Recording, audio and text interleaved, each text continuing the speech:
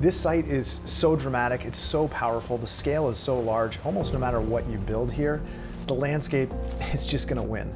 So in a way, I'm thinking about the architecture like a canvas. You know, it's serving to receive all of the changing seasons and the weather and the light. As I'm thinking about the interior design for this project here, and I want to bring you into Keynote and show you that, you know, it can be pretty overwhelming thinking about all the decisions you need to make from an interior design standpoint. Fabric, furnishings, materials, fittings, fixtures, the list is long. And without something guiding your decision-making process, it can feel overwhelming.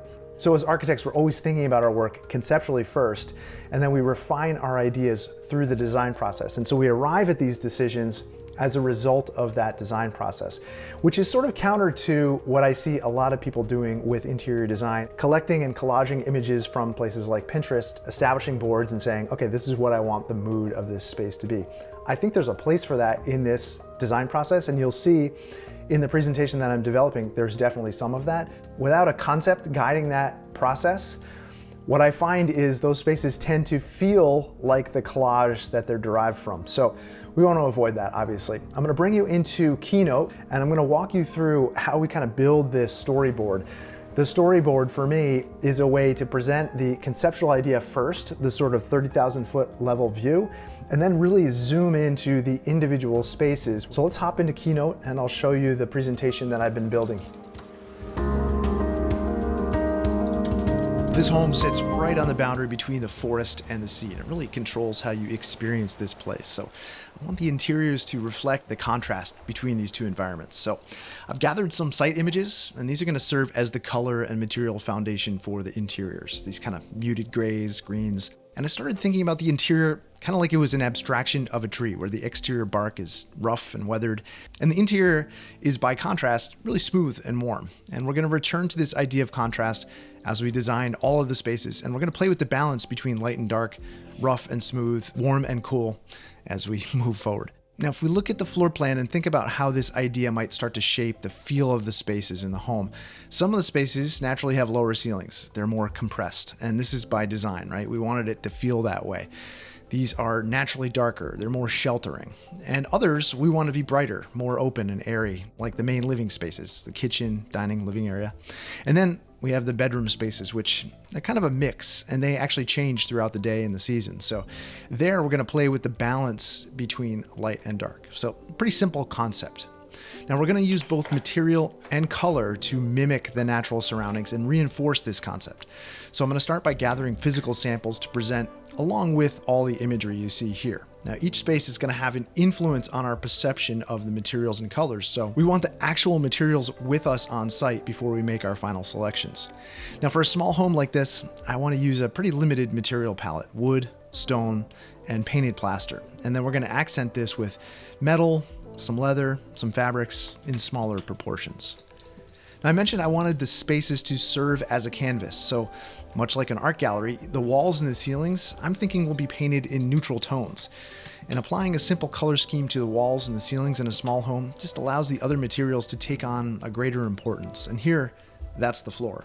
Now the floor is one of the most tactile surfaces in a home. You know, we're always touching it. And in a living space with a lot of natural daylight, the floor is going to impact the ambient color tone in the space. Now I knew our clients wanted wood, so I've proposed a neutral, kind of white toned, pre-finished white oak wide plank floor. And this one's from Carlisle wide plank floors. It's an 8-inch wide plank. Now, even though a pre-finished floor has a bit of a different look to it, it made sense given the difficulty we have finding subcontractors willing to make the long journey out to this remote site. Now you can see it has some interesting texture, has some knots, a little bit of a raised grain. And I like to bring along a few samples to our client meeting to explicitly show why we may not be choosing something else. So here's a good example. If we contrast the white oak to this museum white maple sample, you can see they both have similar color tones. The maple is just too perfect. You know, we don't have knots. The grain really is missing. So I'm going to use this to talk about how important grain is to the feel of this floor. This white oak is a little more refined, and I thought I might also use it on some cabinetry pieces in the darker spaces that we spoke about earlier. You know, like the entry transition zone or the bathing spaces. Now, ideally, the color in a space is going to come from the materials we select, and I want the details to express how we're joining things, rather than, say, applying detail like trim or molding. Now, obviously, a wood floor isn't a great choice for a bath, so we need something different for these darker, more forest-like spaces. So for these, I've chosen a cleft-face porcelain tile from Mosa for the floors and the walls of the wet areas. And this introduces a textural contrast, which is highlighted by this grazing light fixture. You can see that set in the recessed ceiling trough, and this runs the entire length of each bathroom.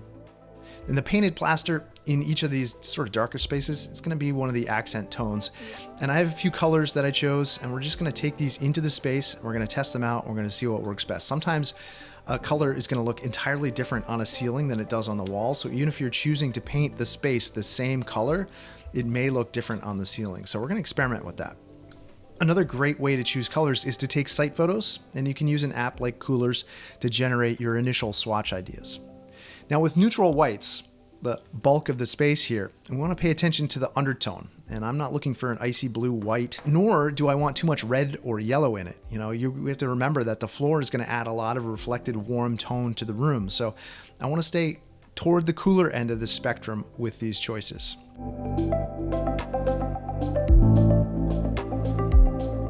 So with the concept set and our material palette laid out, I'm going to start building the slides for each major room. And the goal here isn't to have everything figured out, it's to begin suggesting how these individual elements are going to feel when they're collaged together.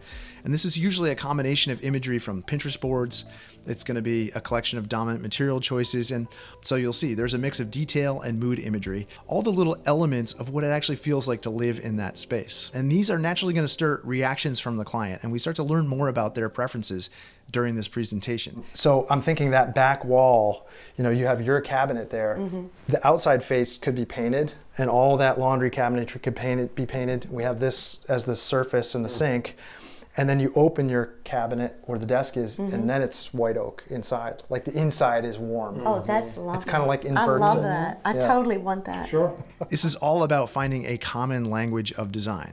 If I say minimal detailing as an architect, I have a pretty certain idea of what that means. But my client's going to have a different idea.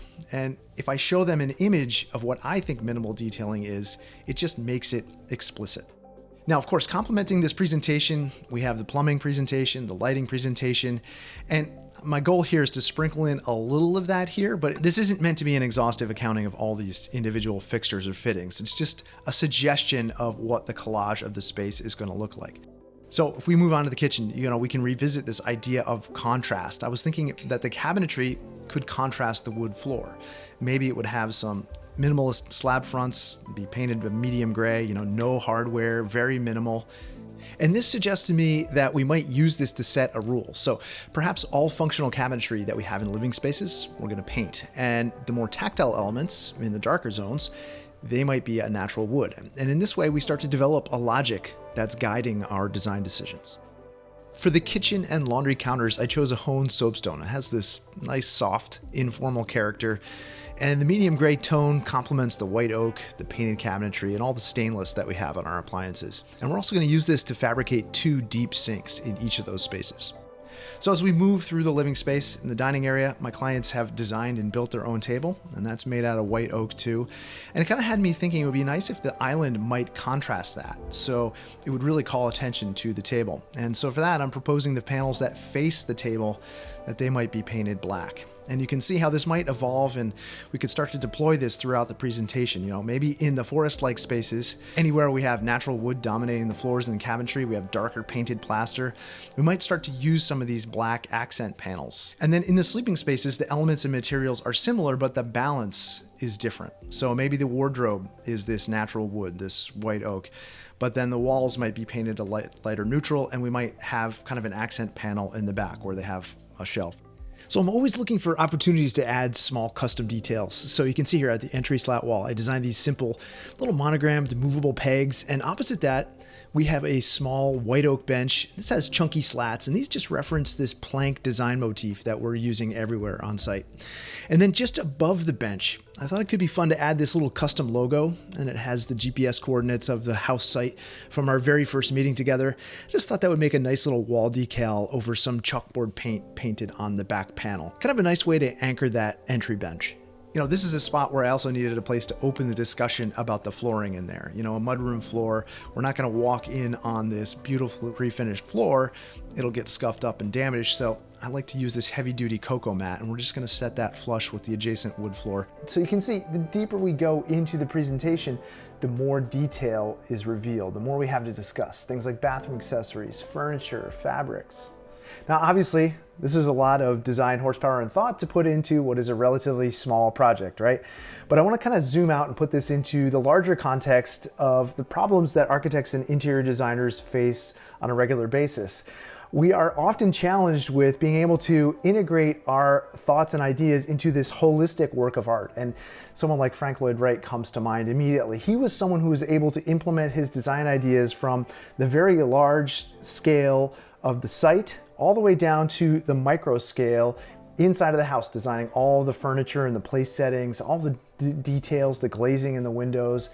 And I think as an architect, I can really relate to wanting to strive to that as an ideal, being able to create this holistic work of art. So what you see in this presentation is an ideal. If I could set this house up and curate it in exactly this manner, this is how I would do it. Knowing that everything is a conscious design decision, a decision to be made, I would prefer to be the one making that decision. Now, obviously, this is one dimension of the presentation. We need to take all the feedback that we had from the client and incorporate the changes and ideas into a set of technical drawings that we then are able to hand over to the tradespeople who are charged with actually building our ideas in the field. And that's up next.